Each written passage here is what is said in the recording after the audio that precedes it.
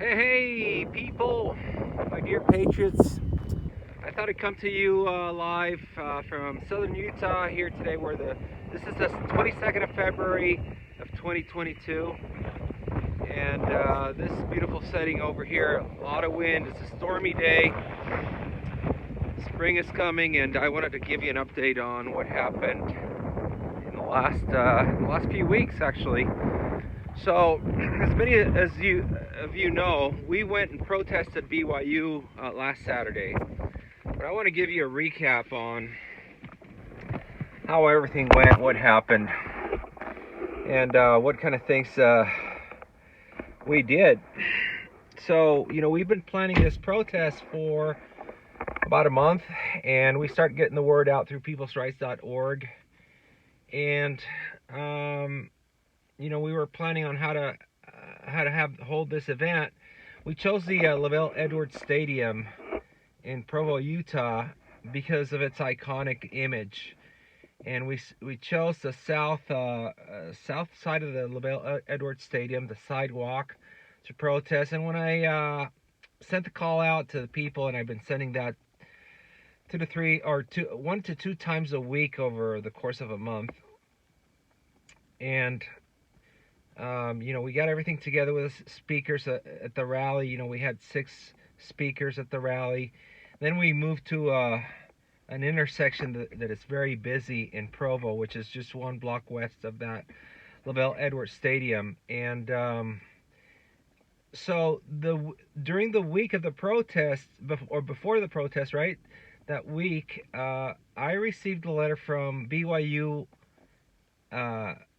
office counsel. So it's an office that has attorneys in it. They handle all their legal things, and so I got a letter from a Mr. Anderson, and basically he said, I posted the letter so you can take a look at it, and I'll post it with this video as well. But the letter said, you're not welcome here, in so many words. This is private property. You're just not welcome, pretty much. That's what it said, in so many words. And we responded, and Jared Green redacted the letter and came up with a few ideas to include on that letter, and it was just brilliant. And I'll post the response as well, so you can look at it and check it out. So that was Tuesday, before the protest, Saturday. Friday.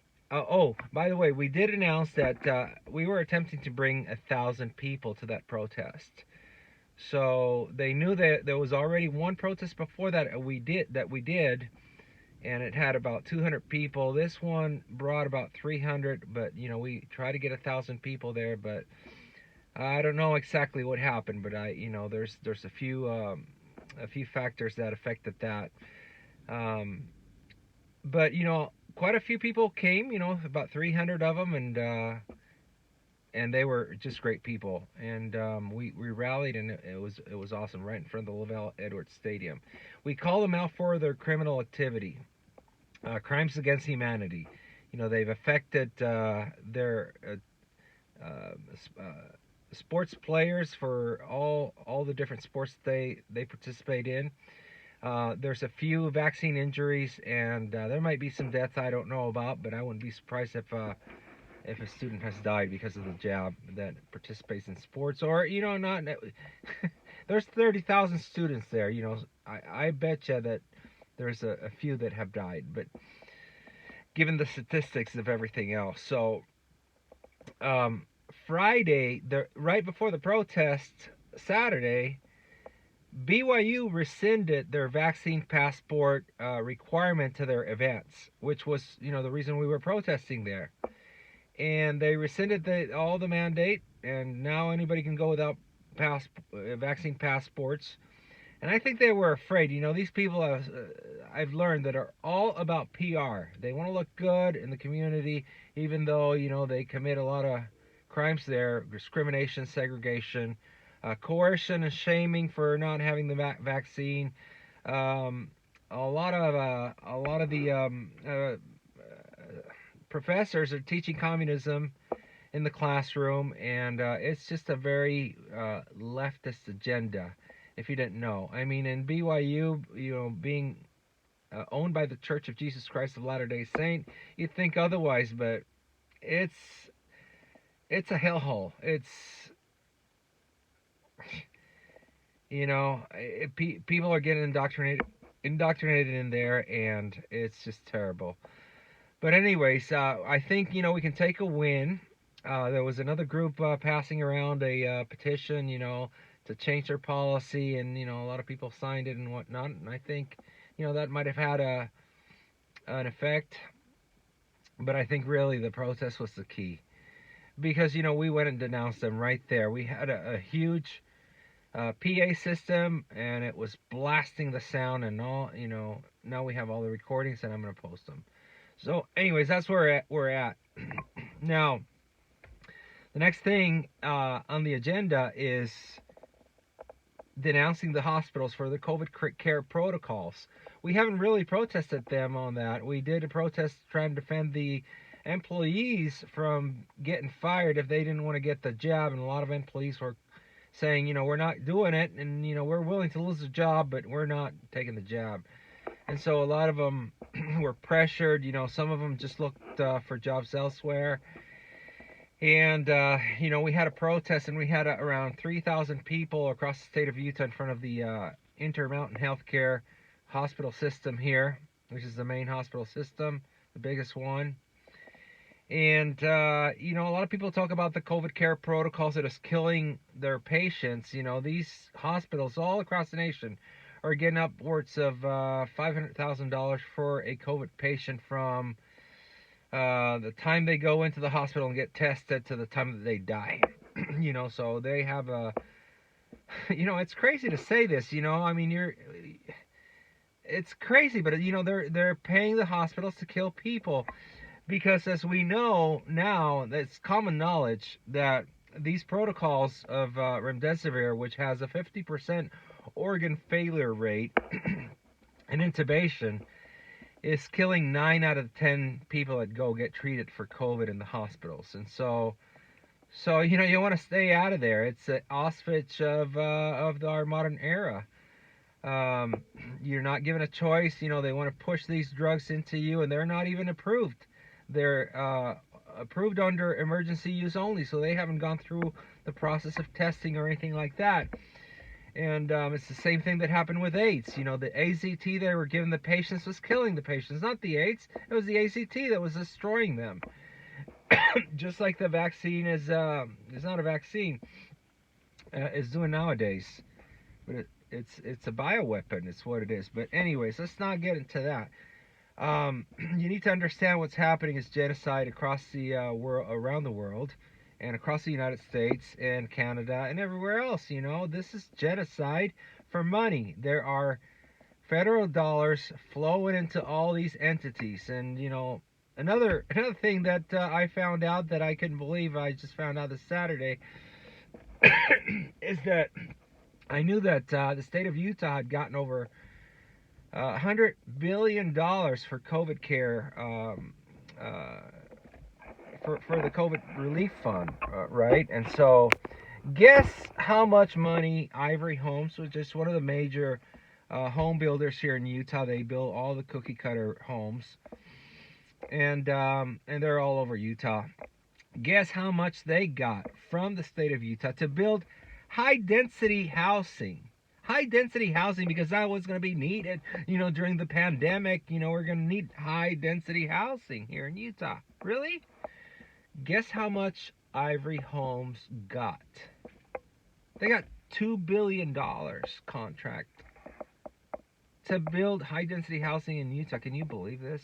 I mean, if this doesn't reek of corruption, and this is what it's all been, it's been corruption at the highest level. It's a $5 trillion fraud of plunder and pillage and assassination and maiming. This is what this has been.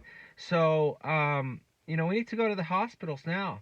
We need to denounce them. And, of course, you might know that Luc Montagnier, he is a Nobel Prize winner he's a virologist from France. He was just killed. He was, he was 89 years old. He was due to die sometime. Well, we all are, right? But like Chris Sky said, you know, he lasted 89 years, but he didn't last 2 weeks after he declared that if you'd gotten the third shot, you need to go get tested for HIV. Okay, this is the guy that has been studying HIV from the beginning, when it started back in the 80s. And he knows everything about it. He was collaborating with the CDC at the time and other institutions around the world. And so this guy knows the AIDS virus inside out. And he's been denouncing the COVID shots and saying, this can damage your immune system. And it was about 3 weeks ago that he said, go get tested, and 2 weeks later, he's dead. He didn't last another day. So now, as Chris Guy reported, and I learned from him, he said that the government of Canada is sending out COVID test kits to everybody, to 50,000 people in the country of Canada, so they can get AIDS tested. Okay, I mean, really? Because there has been a new, very virulent strain of AIDS that has shown up lately, discovered, and was reported by the Netherlands a month ago. And I read these stories when they happened. And I was like, you know what, Chris Sky, he put it all together very compact. I'll put a link on his video so you can hear this. But so they reported there's this new virulent strain of AIDS that is more dangerous than the original strain of AIDS. All of a sudden, we get that, really? So, so now they have declared an AIDS pandemic now, and they're going to validate the declaration of the pandemic with all the testing, because everybody's going to be tested for AIDS. And guess what, people? This is not hard to figure out. And, I appreciate Chris Sky for informing us, because he puts it all together in a very short video and very concise, and he predicts what's going to happen. And he's done that, when this whole thing started for COVID, and now we're going to see it again. Now it's going to be worse, though. They're going to lock us down. They're going to test for AIDS everywhere. There's going to be AIDS testing stations everywhere. There's going to be a new plunder and pillage of the U.S. Treasury for, who knows how much, $5 trillion again, right? One of these COVID relief funds was signed by Trump, $2.5 trillion, and the other one was signed by Joe Biden, another $2.5 trillion. I mean, come on, guys. Don't get sucked into this left-right thing bull crap. It's all bullshit. It's what it is. It's all bullshit. We need to become independent of the system and be able to defend ourselves from what they can do to us. Because if we start trading amongst ourselves and educating our kids amongst ourselves, like they're doing in Puerto Rico, my friends are establishing, the patriots there are establishing a school system outside of the school boards and the Department of Education there. We need to start doing these things here in the United States. How is it that Puerto Rico, this little tiny island of 3 million people, is doing these things? These patriots are putting it together, and over here we're still trying to bail water from the sinking ship. The Titanic is sinking, and we have buckets of trying to bail the water out, lobbying the legislator and lobbying the the school boards, and people getting arrested because they're speaking at the school board meetings too loud. The FBI is coming after them. Come on, guys. We need to get out of this. This is, you believe in the scriptures. It says, leave Babylon. You got to leave Babylon, and this is it. Let's leave Babylon. Let's establish our own Zion. Excuse me. And, let's denounce all the evil that is happening wherever it may be happening, even in our religious institutions.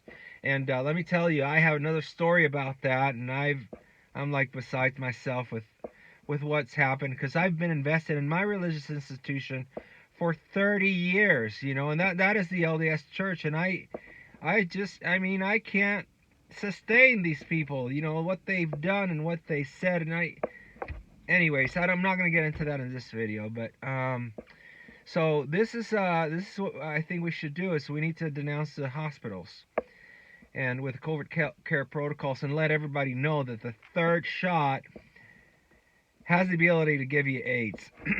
So, excuse me again.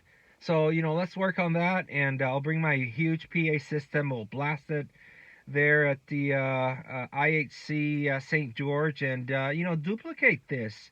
You know, I can't be everywhere in the state of Utah. You know, I travel to Provo twice to protest BYU, and you know, it's a big effort, and organizing and putting all this together is a big effort. We need more people to stand up, and we need all the other freedom organizations to support this too and spread the word. And you know, I mean, be active and be there. I know there's many fronts. There's many fronts to fight on, and I respect that. And you know, if you're lobbying the legislator and everybody else, that's cool with me, you know. But you know, perhaps in my opinion, there's better places to put our energies, and that's just my opinion. So you know, don't start to trounce on me if you don't like my message, but that's what I believe.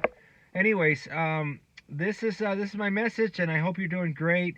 And fight for the freedom. You need to stand up. You need to take a stance, and mass non-compliance is our way out of this. And just exit Babylon, you know. Screw all this crap. Let's go back to the land and, you know, sow our seeds and get the fruits of our labors there.